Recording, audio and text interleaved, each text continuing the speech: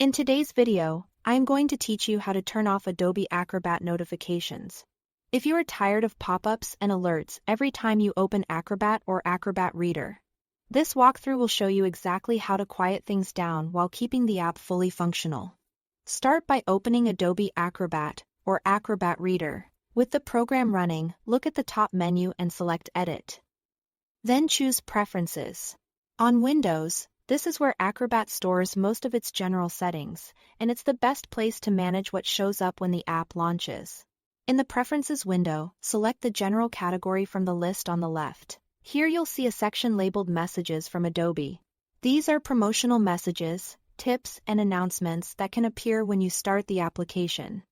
To prevent those launch pop-ups, uncheck the option that says, Show me messages when I launch Adobe Acrobat.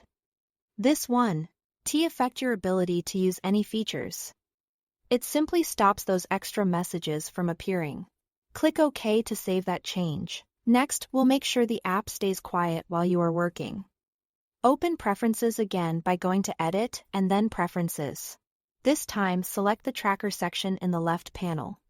The tracker monitors things like shared reviews and forms, and by default it can alert you in two places. To keep notifications from intruding, uncheck Show Notification icon in System Tray. And also uncheck Show Notification inside Adobe Acrobat. The System Tray is the area near your clock on Windows, and disabling this icon prevents background alerts from popping up there.